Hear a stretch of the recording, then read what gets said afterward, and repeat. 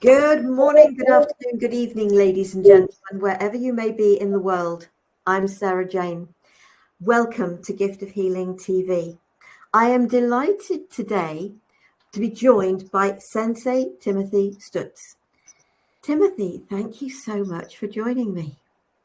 Thank you for having me on this wonderful show and giving me the opportunity to be with you and everyone who's listening now or in the future. Absolutely. The topic of our program is living as a personal and professional black belt. So please share I'm going to read your bio first. I'm trying to race. Sorry.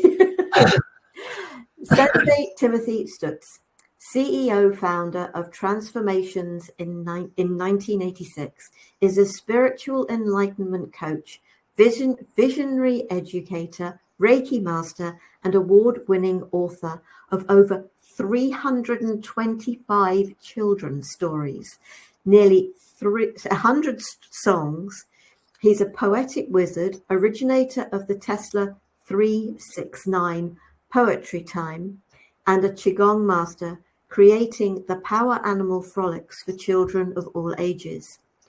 Through his courses, books, and innovative programs like Bliss Berry Bears, Beyond a Book Club, and the Sacred Sciences Alchemy Academy, you are twisting my tongue,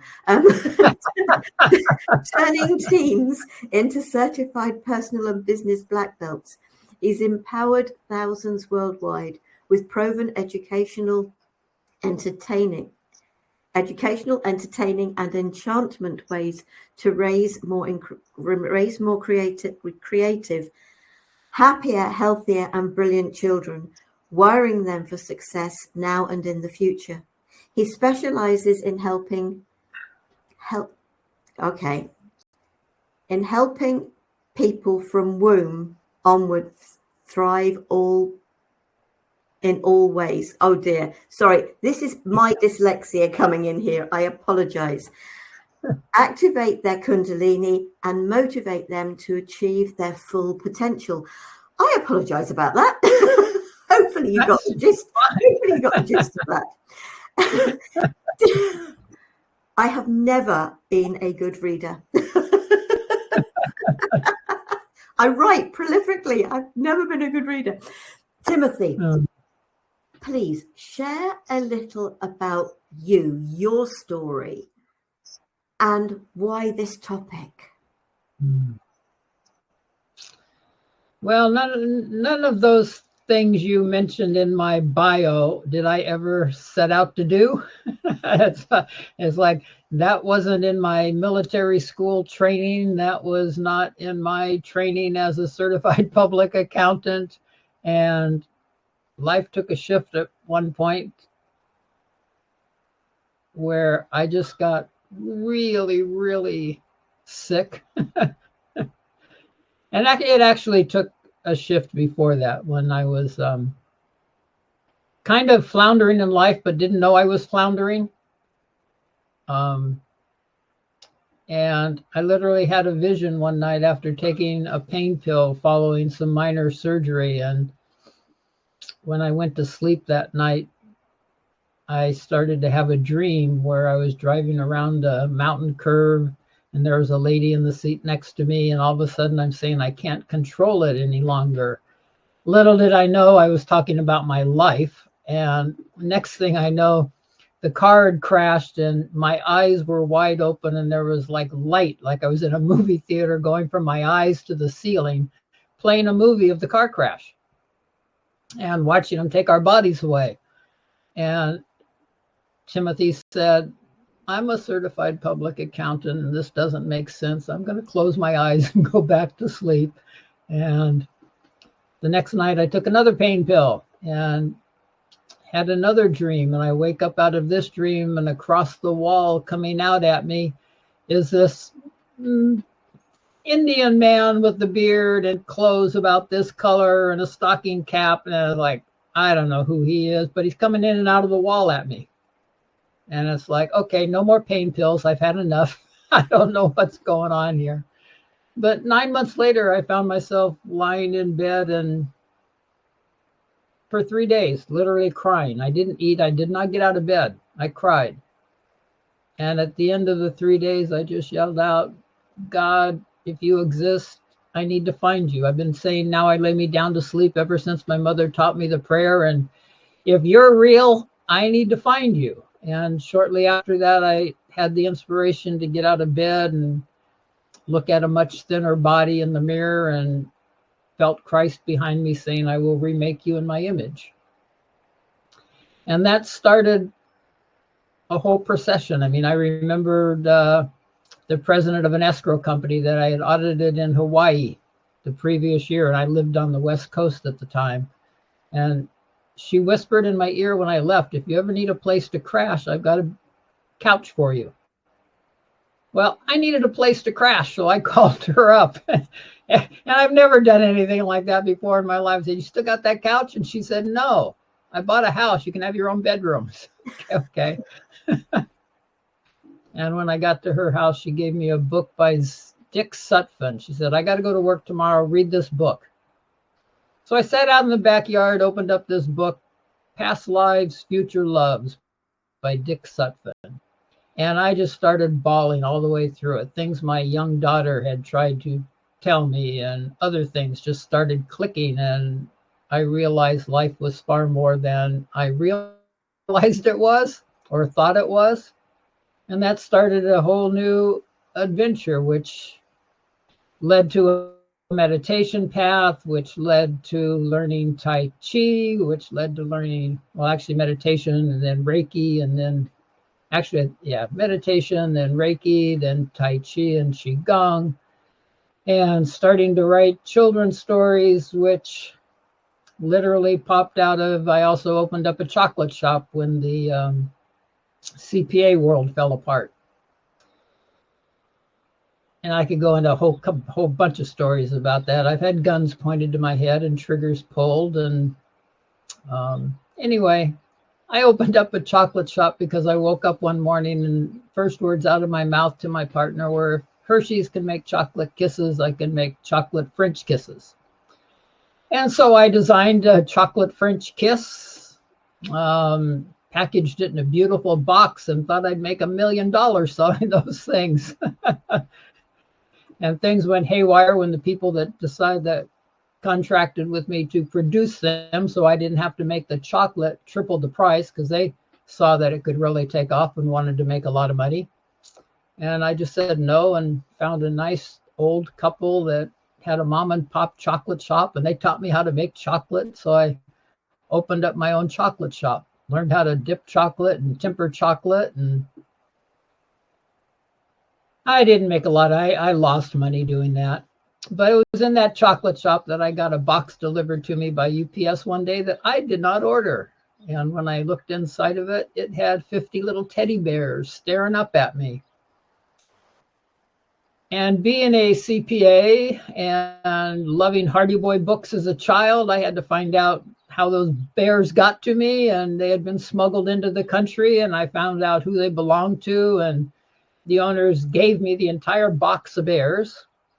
And I carried one of them with me in my car riding shotgun. And I picked it up one day at a stop sign and said, who are you? And I was surprised when he said Poet Bear. And I thought, wow, I write poetry. I love poetry. I write philosophical poetry, which I started writing after I started taking yoga classes, and things just started to come into my consciousness. So I packaged my poetry in a little book called Tales of the Heart and put it in a box next to the teddy bear with a little heart around its neck. And that was about 2 years before the big box stores and everything started packaging stuffed animals with children's books. And when I finally got the product together and on the countertop in the candy store, my mom looked at it and said, you blew it. That should have been a children's story. I just looked at my mom and said, well, there's not one poem in there about children, for children. I don't do children, Mom. I don't write about children. but my mother knew me like nobody else. And I don't know, she had a way of having things pop out of her mouth. And 6 months later, I got a full download of the first children's story, characters and everything. And I started writing, and I've not stopped writing. So I wrote a few stories yesterday. That 325 or three, whatever you mentioned, it's now up to 343 because I find stories that I forgot I've written, cleaning up old computer files, and ideas just pop into my head. So I didn't start out to do any of this, Sara Jane, and I've just ended up following the breadcrumbs and clearing out my consciousness and being available to listen and hear what God wants me to do. And I follow it no matter how it turns out. And I learn lessons along the path.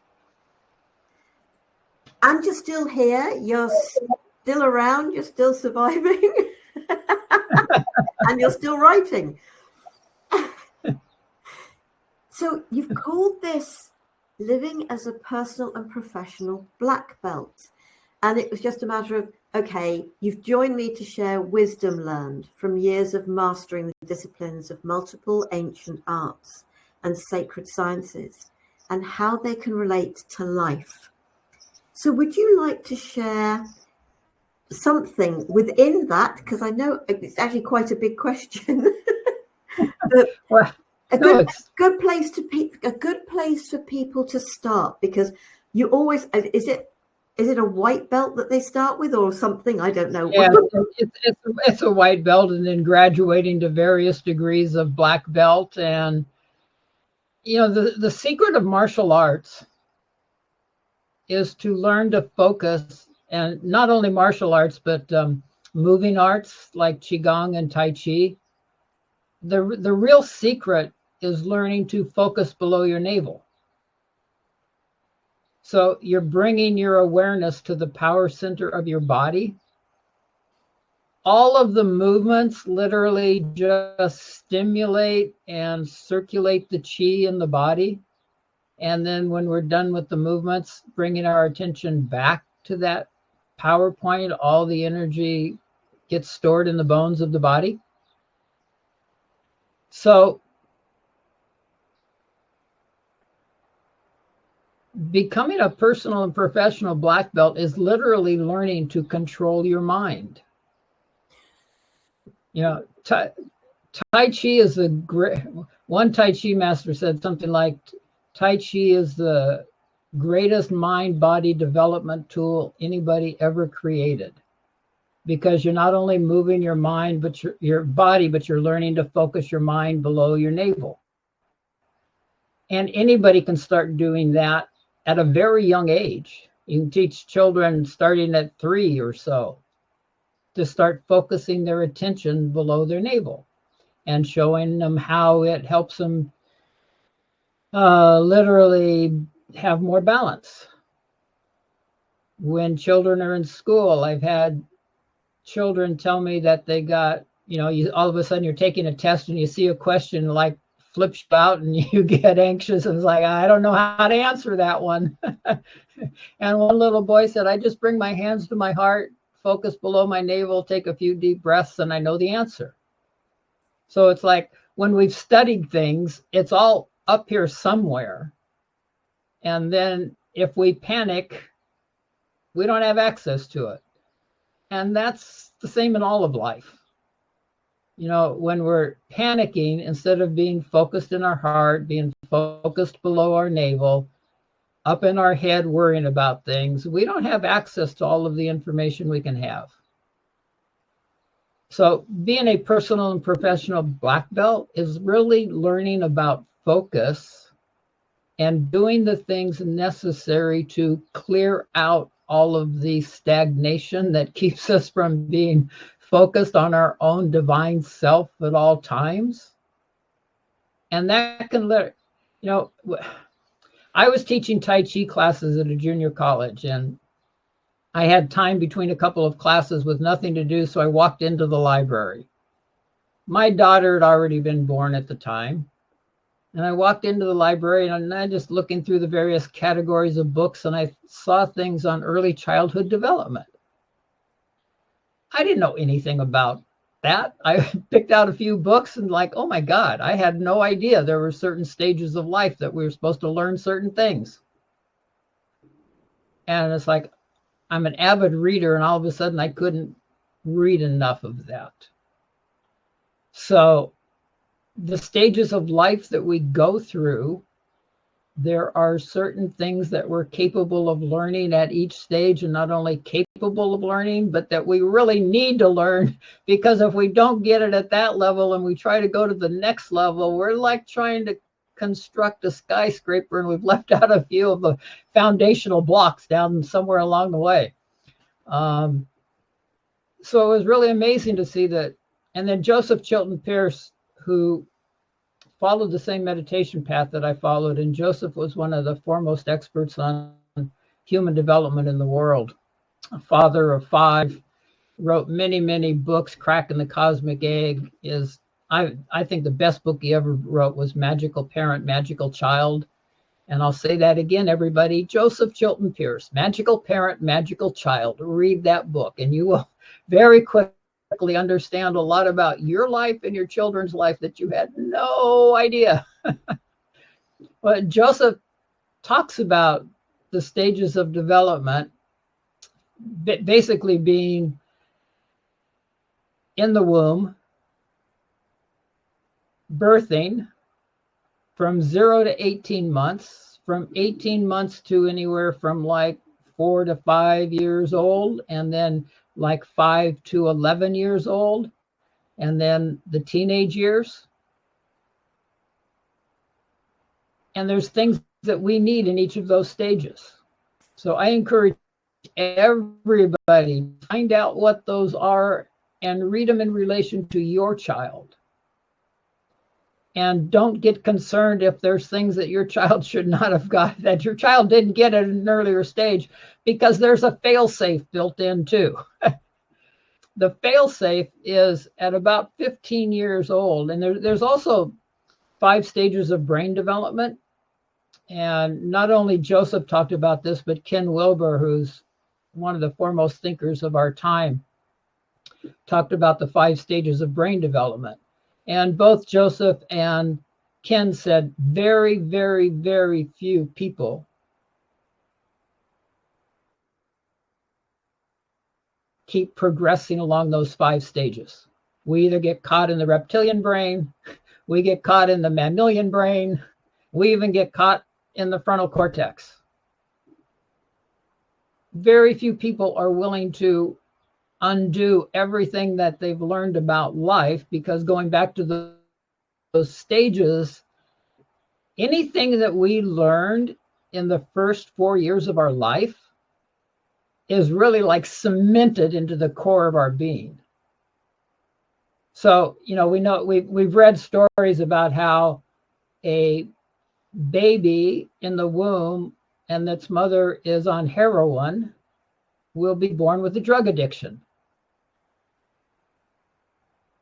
Well, considering your body was formed by everything your mother consumed, if your mother had a food addiction, you might have the same food addiction.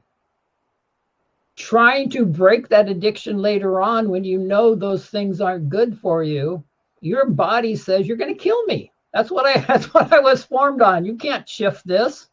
So it's not easy to change anything that we put in place in those first 4 to 5 to 6 years. And everybody has to honor themselves for really being willing to do that and not give up when something comes in the way, because your body's just screaming from the past saying, no, don't do that. Don't do that. It's uncomfortable. Well, yeah, it's uncomfortable. Doesn't mean you shouldn't do it. So also in the womb, not only do foods affect us, but starting about the 5th month of age, children start bonding to the mother's voice and outside sounds. So if you want your child to be a classical music composer, start playing classical music when they're in the room. If you want them to be a rock musician, start playing nice rock music, not heavy stuff. Read your child. That's why all of the great masters, that's why Albert Einstein, everybody says, start reading to your child in the womb. They're bonding to your voice. They're learning language skills in the womb. It's magical. So right there, you can start your child off before they ever come out with the best head start ever. And just some quick notes about birthing. Joseph Chilton Pierce, along with some other people, were commissioned by the state of California to find out why hardened criminals were hardened criminals and what traits they had in common. The most common trait, which is common throughout the world, is severing the baby from the mother right at birth, cutting that umbilical cord right away, not letting the mother and child bond. We start off with such a disadvantage. I mean, right there, we've literally been cut off from our source, not allowed to bond. And some people just can't handle that. I mean, it's traumatic. So there's a lot we can do to make life easy for our little ones before they're ever born and while they're born. And thankfully, there are more and more people that are aware of that these days. Then that next series, 0 to 18 months, keep reading to your children. My daughter she loved to read, she loved to be read to. And one of the things that I didn't like reading to is she always picked my least favorite book that she wanted read over and over again. And I didn't object because I didn't know any of this. I just knew that something inside her needed to have that if she was asking for it. And then when I met Joseph, he taught me that children want the same story read over and over to them because it's solidifying the neural pathways in them, the repetition of that. So if your children are asking you to read things you don't like to read over and over, keep reading them and read them with joy because they're getting something very deep out of those connections that they're making internally.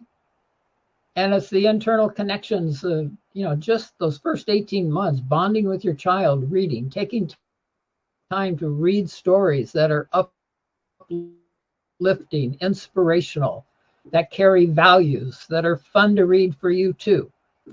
When I started writing children's stories, it's like the stories had to appeal to an adult. I want my stories to appeal to adults as well as children. And I build in things that a lot of adults don't know into the children's story so that they learn along with their child, maybe subconsciously, or maybe they read and it's like, oh, gee, you mean I could really do that? I could look at life from this angle instead of the angle I've been looking at it. And then as children get older, 4, 5, 6, 7 years old, one of my favorite Qigong practices is called the animal frolics, and it's the very first form of movement that was ever created, that was documented, like 400 years before yoga, long before Tai Chi movements. And it was by a Chinese doctor that spent time out in the forest and noticed that animals are pretty much healthy all the time until they get sick or ready to leave their body. And so he developed movements based upon a crane, a monkey, a bear, a deer, and a tiger. And he taught those to people, and people started feeling better. So with Blissberry Bear being my main children's character, I wanted to have a character costume made, and I happened to find the original creator of Disney's first costumes, who was still in business, that agreed to make my bear for me, and it was the last one he made before he retired. And he had a deer hanging on the back of his door when I was up there one day. And it's like, I just got this idea. Okay, I'm going to have animal costumes made of all of the 5 animal frolics. And then I had met a wonderful Chinese lady who was a, classical musician. And Nancy learned, she's one of the 40, I think, that's what I want to say, but she had a book called The Art of Breathing. And she taught people how to breathe. And she learned it from her classical singing training and from also doing Tai Chi movements. And Nancy would not go to bed at night, no matter how late it was, until she had done an hour of Qigong movements. And one of the things that she loved were the dragon movements, which were not taught to the people of China. They were only taught to royalty. And I'm one of the few people left that still know how to do these dragon movements. And so I incorporated them into the 5 animal frolics. So the 5 became 6. And then since gorillas love to pound their chest, and there's a Qigong movement where you pound your body, your chest, and you pound your whole body in a rhythm. It's called the Luan patting method. And it's common to 3 different types of Qigong: martial arts, medical Qigong, and just self-healing Qigong. So I incorporated that and had a gorilla costume made. I couldn't find a crane costume, substituted an eagle for the crane. So I created the Power Animal Frolic so children in the 4 to 7 to 10 years age can start to follow along, have fun imitating animals, and they're learning to focus below their navel. So there's things that you can do that are so simple through that age. And we come to the teenager age. And at 15, we have the largest surge in brain development that we ever have. Also, between the age of 15 and 19, we are hardwired to find a spiritual teacher. The ancient yogis knew that. So in ancient India, in old time India, parents would turn their children over to a yogi somewhere between 15 and 19 for their spiritual training. Without that training, without having our Kundalini awakened and our spiritual nature revealed to us, and how to continue to promote that within us and build it within us and stay connected to it, that's not doing that is the cause of every problem in society, basically. Because we all know that we are supposed to feel good. We all know what it likes to vibrate in every cell of our body, whether it's through ecstatic dance, an orgasm, whatever. We know what it feels like. Spirituality, connection to God in whatever form you can make that happen, meditation, Qigong, Tai Chi, prayer, however you do that, however you get your Kundalini reawakened by a true master,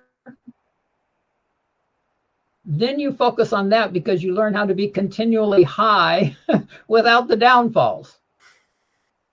I was never much one for getting drunk or anything, but on business trips and things like that, I would drink a little bit too much.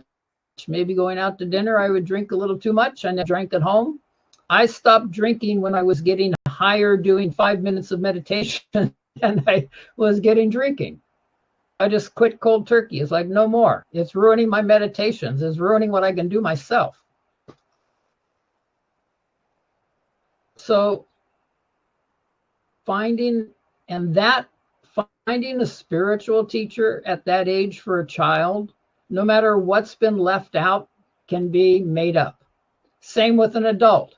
No matter what's been missing from our life, no matter what we didn't get, once we learn how to tune back into ourselves and find out who we really are, all those other things fall away.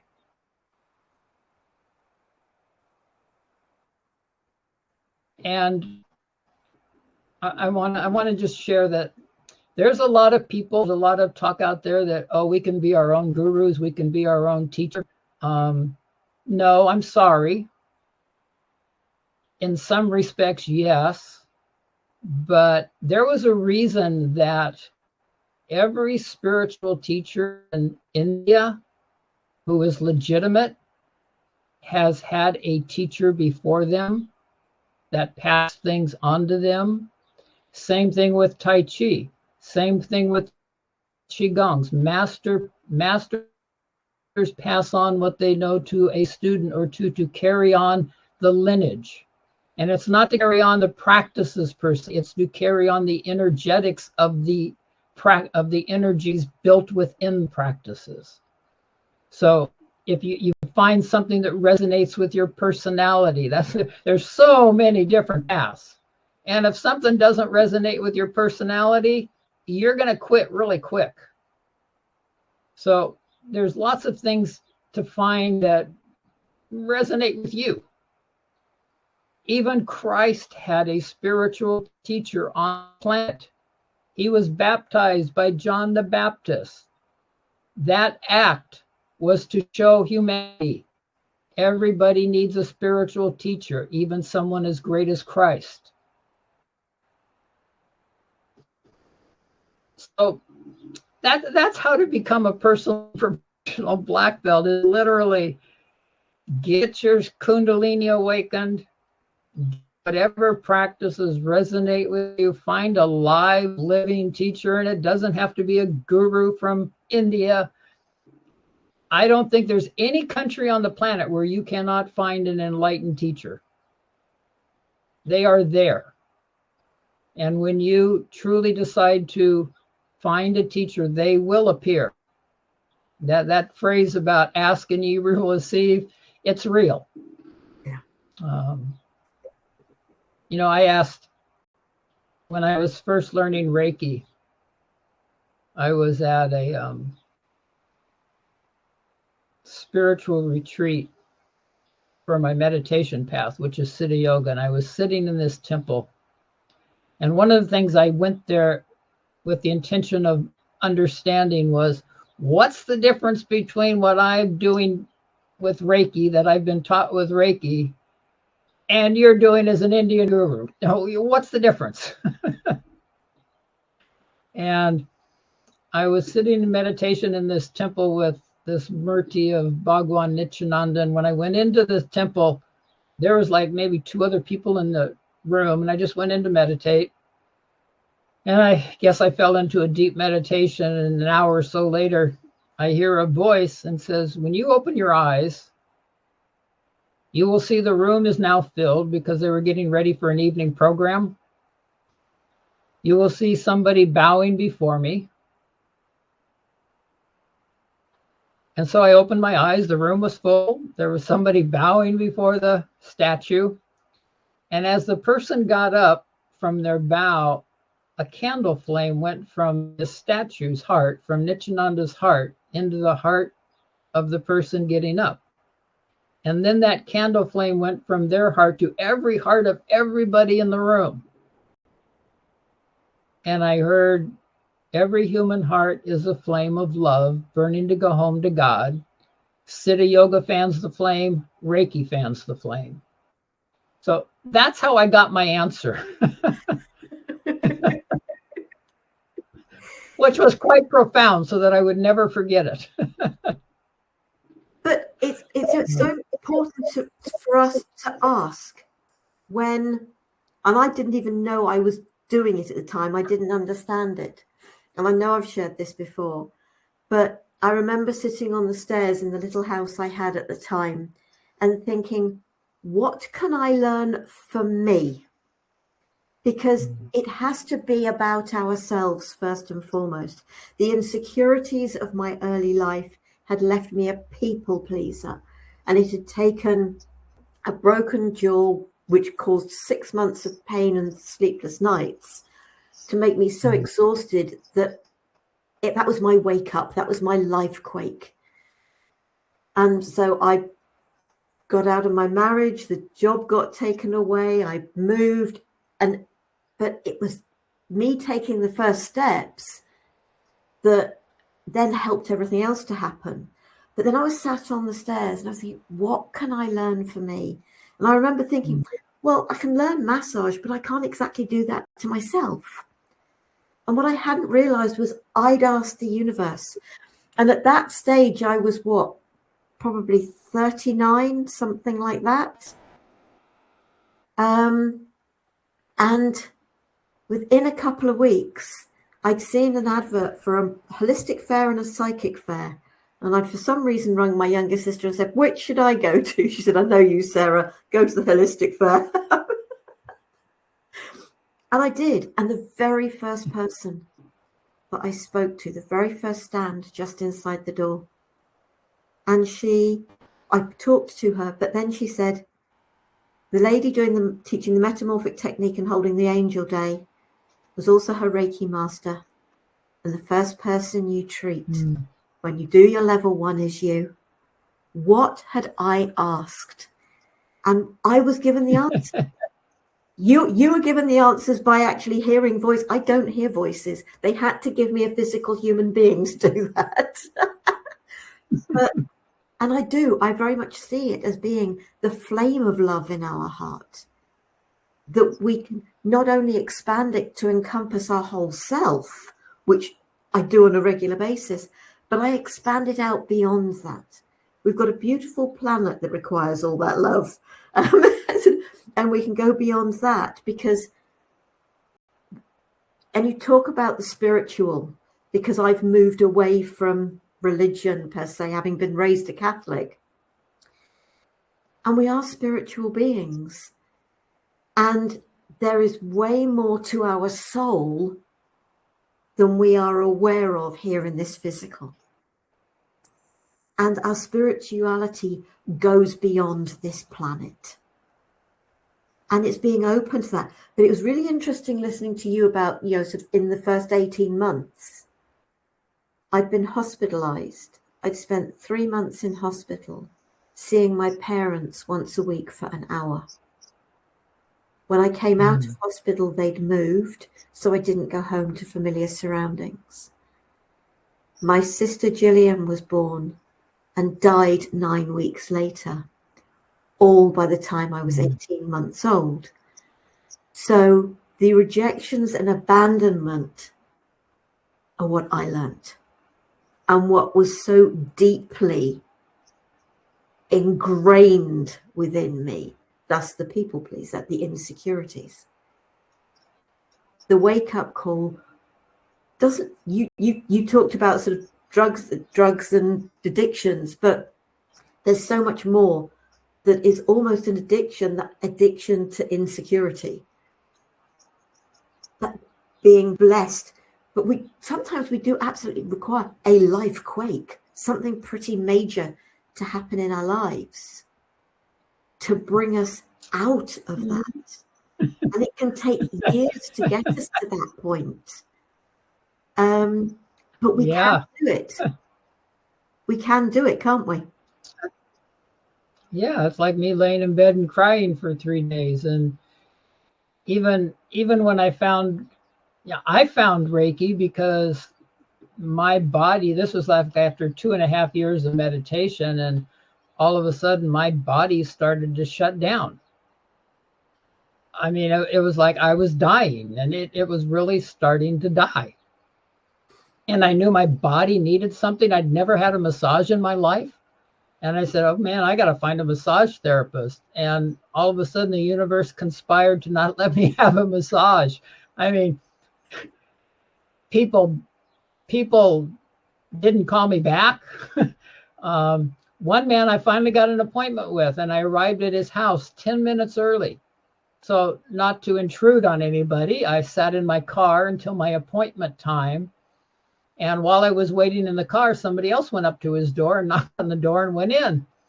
And turns out that he double booked me with somebody else at the same time. And since she arrived first, she got the treatment. And it's like, okay, the universe does not want me to have a massage. What is going on here? And I had breakfast with a group of guys every Thursday morning at the time. I was sharing my need for something physical. And one of the guys said, oh, my wife, who happened to be my yoga teacher, he said, she took a Reiki class over the weekend. And I said, well, what is it? He says, I don't know, but it feels really good.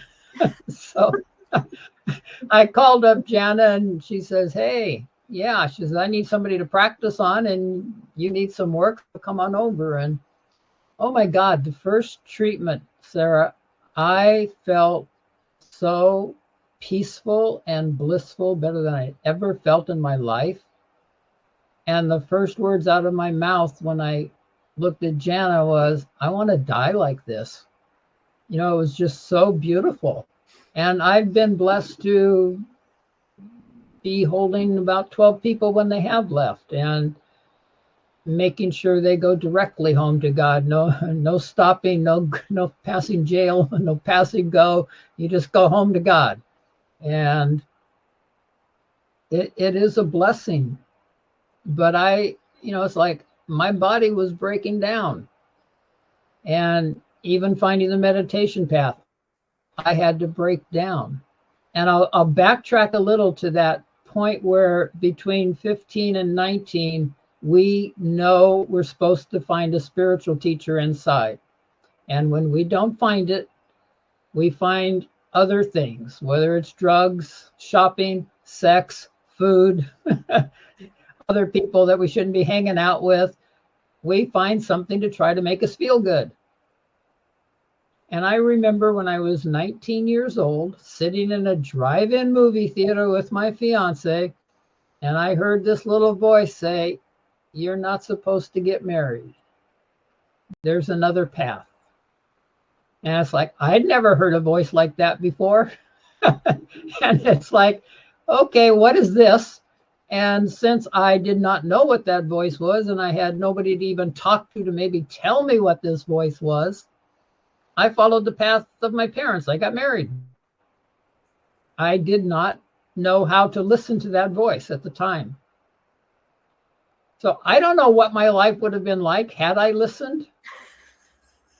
That's a whole nother ball game we can go down. But I do know now that, like, when I wake up and say, if Hershey's can make French kisses or chocolate kisses, I can make French kisses. I know when I hear that waking up, it's for me to follow. And then I follow it. And it leads me down many paths. It didn't make me rich selling French kisses, but it got me writing 340 children's stories. It got me developing a new form of poetry. It got me to Tai Chi and Qigong and the power animal frolic. So just following these things that I never went searching for. Even Tai Chi, I did not go looking for Tai Chi. I was doing yoga. I was very happy doing yoga. And then when I was studying to be a Reiki master, Phyllis Furumoto, who was the head of the Asui lineage at the time, was married, and her husband was getting his PhD in Gestalt therapy. And at the time, ecstasy was being used by therapists to help people really break through like 20 to 30 years of therapy in one session, because they would see things inside that would just make cosmic leaps in consciousness. And so when I went for my training with them, they started talking about ecstasy, and I thought, God, I need that. Because I felt like there was a veil between me and life. That's literally how I described it. There's this veil. There's me on one side, there's life on the other, and they're not mixing here. And man, I prayed for a week after I said that. And it's like, would my guru want me taking ecstasy? Does God want me taking ecstasy? What is going on here? But they set up this, they were renting a house that had a ballet room in it. And so they cleared out, the whole ballet room was cleared out for me. And mats on the floor and beautiful music, and Michael being into Gestalt therapy, his whole purpose of of giving me the ecstasy was to analyze me through the whole process. And when he realized there was going to be nothing to analyze, he just kind of disappeared. But what he did do is he came back in and he changed the music at every time I could sense inwardly that I wanted the music changed to something else. And this was in Santa Fe, New Mexico. So we had thunderstorms during this 9-hour experience, and everything just like came at the perfect moment. And one of the things I started doing in this relaxed state of consciousness, which started out with me feeling every part of my body individually. So first I felt one little toe, then the toe next to it, then the toe next to it, next toe, my big toe, same with the other foot.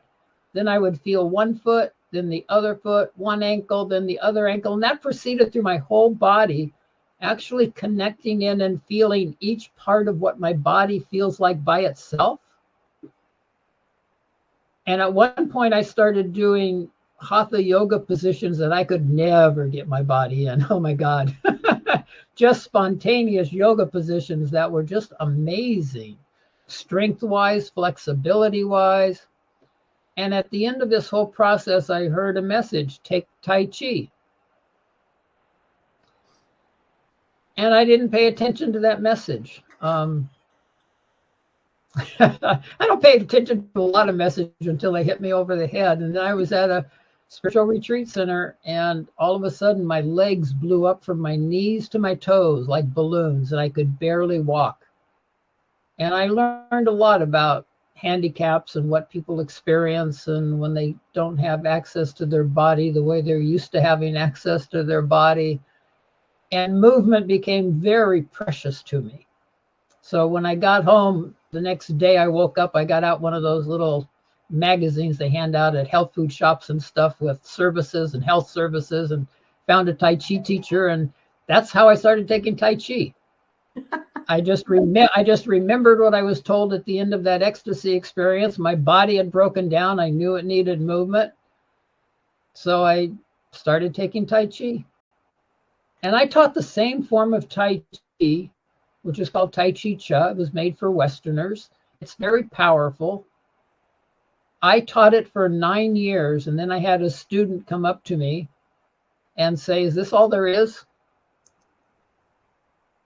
And I thought, well, my teacher said it was enough, that you could get everything from just doing this. And then I started looking at other forms of Tai Chi and other teachers, and found that, oh, they move the body a little bit differently.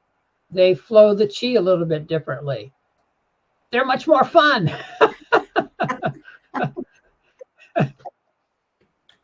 And it really does come down to, doing something that you love to do. I studied with a couple of healers who I think were two of the most major healers, the most incredible healers on this planet.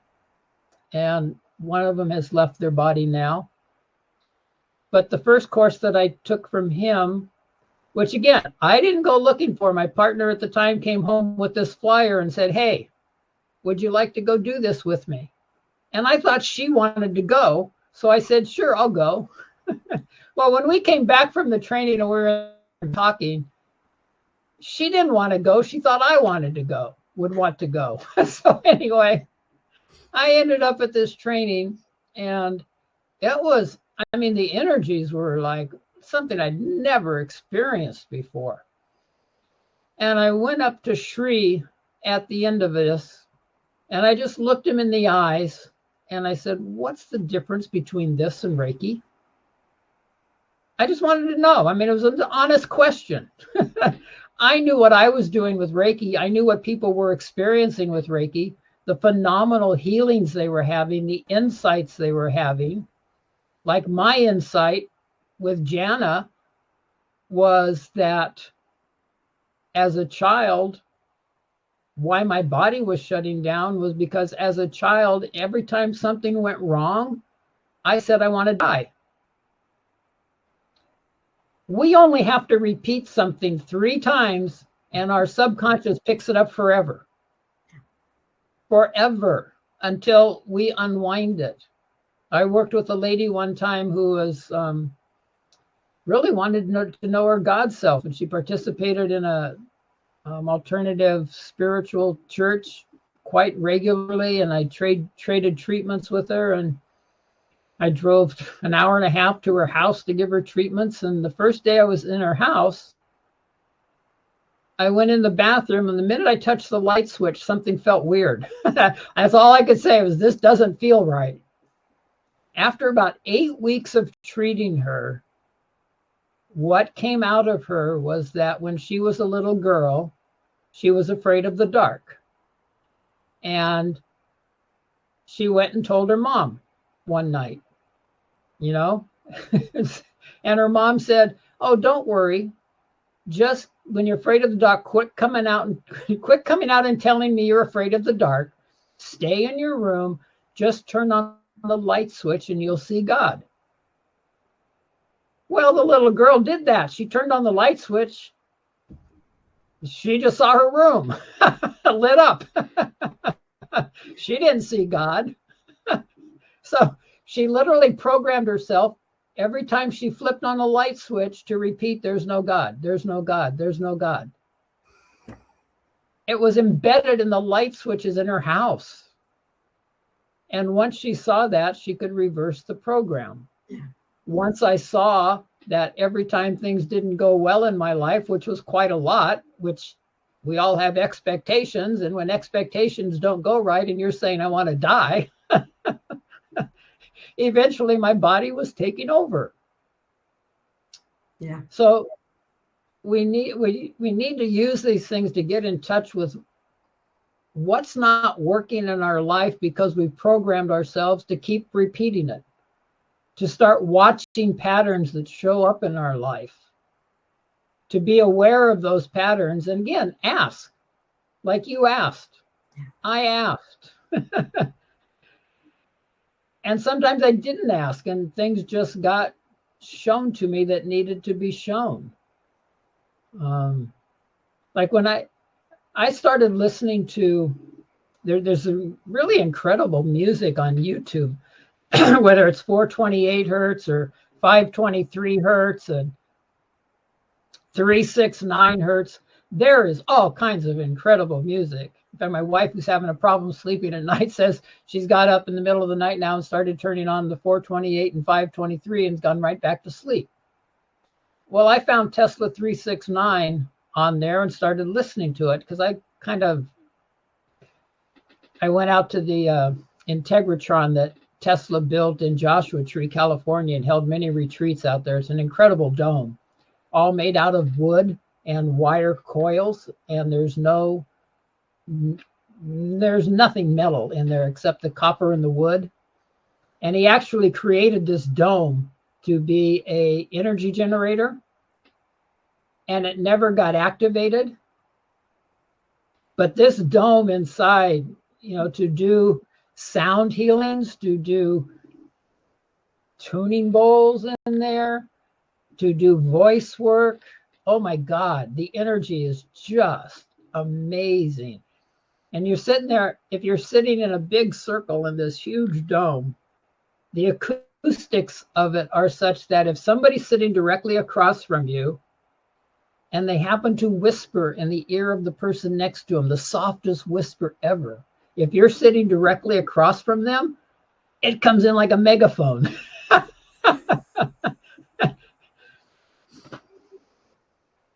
And I don't know where I was. Oh, the Tesla. So that was my experience with Tesla, and I knew that he was an incredible inventor. And I listened to this music, and I felt a little bit better, and then I stopped listening to it. And then I had a very traumatic experience with losing a favorite kitty cat. And again, I heard this message to stop writing fairy tales. And I thought, okay, I can stop writing. I've written, at that time was like 290 some or whatever. It's like, that's enough. And I agreed to stop writing.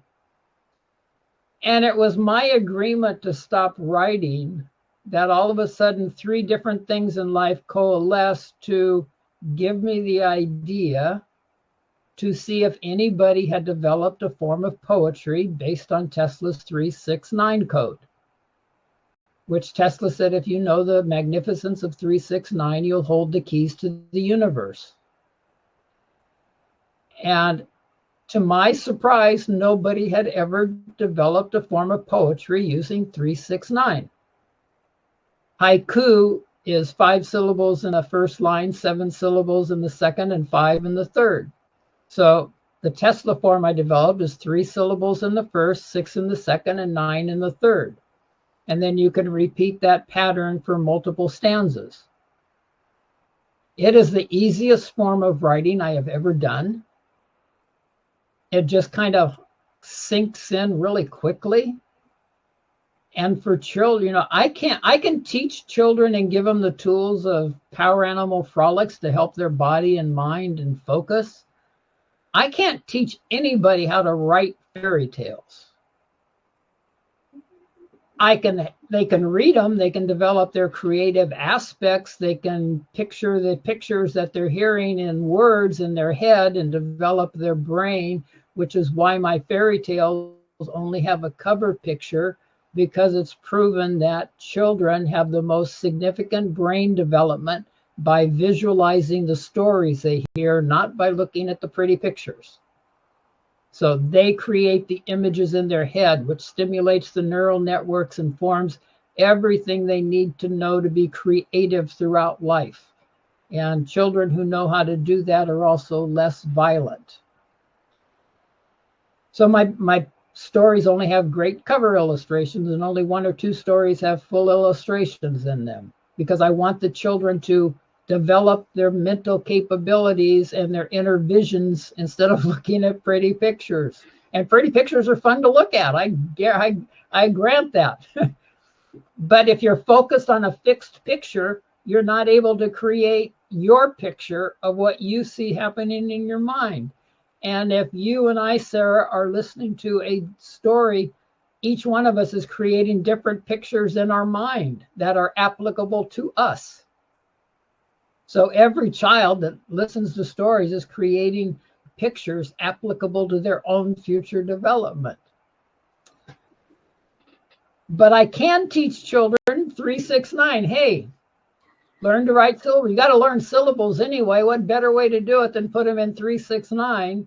And you also learn to consolidate your words into that number of symbols in order to be able to express something.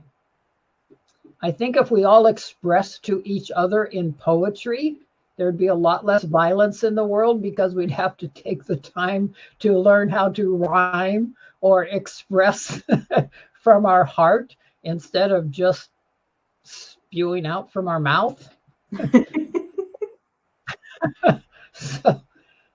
So I don't know. I don't know why I'm here on this planet, except I feel very, very gifted to have been blessed with able to write more than double the number of children's stories than anybody else ever on the planet, to develop a form of poetry and put together these 7 power animal frolics. And the only reason I do it is because I want people to experience life the way I experience it.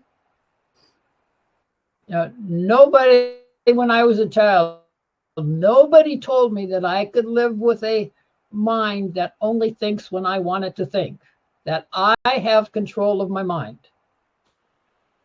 And what really got me focused on that was waking up one morning in that twilight stage, just before you wake up, and you might hear things that are going on in your mind and things, ideas.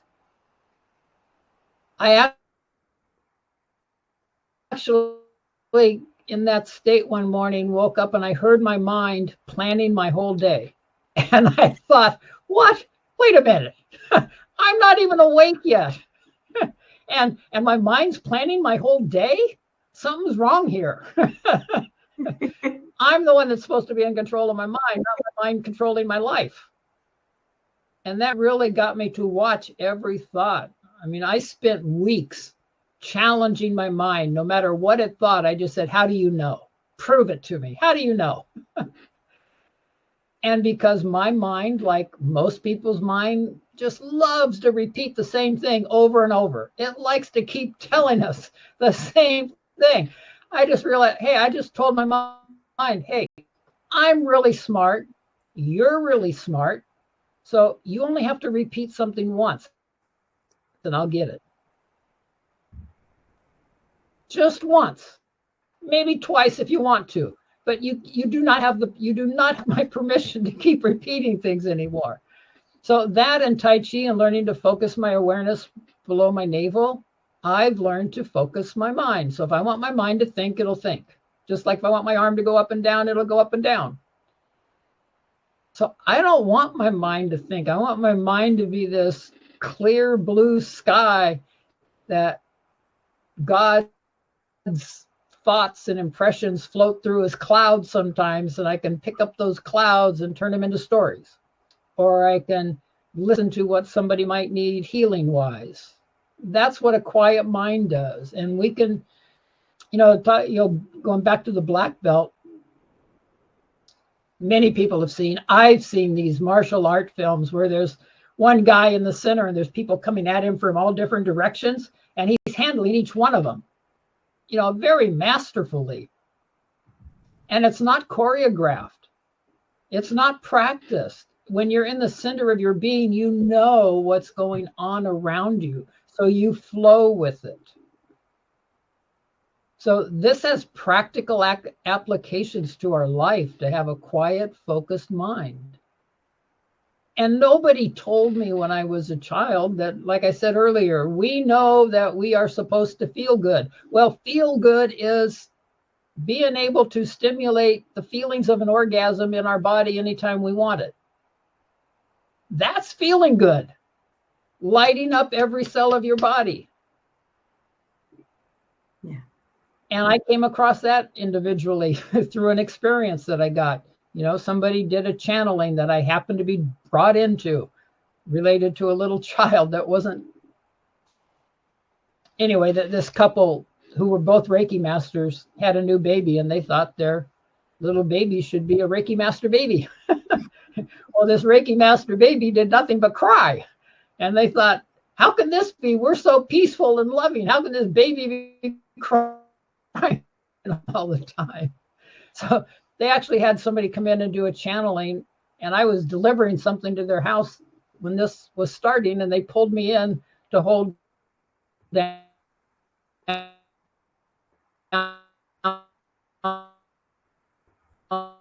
We're losing you. The fourth corner.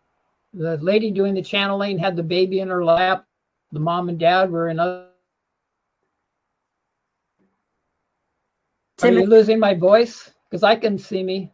Am I back? You're breaking up. I can hear you. You're breaking up. Do you want me to come out and come back in, or do you want to wrap it up? We're actually a little bit over time. So absolutely fascinating what you've been sharing with us. I am so grateful to you. Is there anything briefly, because you've touched on so much, it's been fascinating listening to you. Is there anything briefly that you haven't touched on that you'd like to share, that hopefully whatever the internet connection is doing, it will sort of, it will hold just long enough? Can you hear me? I can. Okay. I want people to know that they can feel vibrating doing it, because when you practice feeling good, it becomes your 24/7 experience. But like anything else we learn, we have to practice it. So whatever makes you feel the best, if it's eating chocolate, if it's a great orgasm, if it's going out in nature, whatever makes you vibrate, listening to music, take time every day to recall those feelings, because those were just the triggers to trigger your inner feelings. So you can learn to trigger those inner feelings whenever you want. And then if you have bad moments, you can immediately switch them. You can honor the fact that something's not going right. And then you can say, okay, let's uplift this. I'm going to go back in and remember what it feels like to vibrate as my divine Christ light and come back to center. And the more we practice that, the more we start living it 24/7. And I want everybody to know you can live like that. That's what Christ and all the great teachers were here to show us. Bless you. Thank you so very much. Folks, I've put Timothy's website address into the chat, and I will also, if you're watching this on YouTube, I will also put this in within the information underneath the video, so that if you wish to learn more about Timothy and his work, you can just check out his website. And if you feel drawn to connect with him, take it you've got a contact page on your website, Timothy. I do. Good. Excellent. So please feel free to connect with him. Website, Timothy Stuetz, STUETZ.com. If you're watching this, you can probably see his name under him on the video. So please feel free to connect with him. Timothy, it has been a real pleasure. Thank you so much for joining me, for all that you have shared with us. I'm going to say tonight, because you can see that it's starting to get a bit dark here. So thank you so very much. It's been a real pleasure.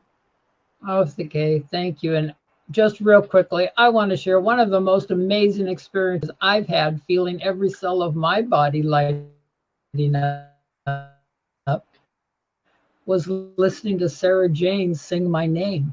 So everybody take advantage of the gift Sara Jane has, singing your name. Oh, bless you. Thank you, precious one. Thank you. Just very briefly, next week, we've got a today's conversation for you, Grounded Embodied Resilience. And our guest is Leah Skurdle. I hope that you'll consider joining us for that. Timothy, it's been a pleasure. Thank you. Take care. Be safe. Stay well. And I'll send you the link to this once I've got it. All the best.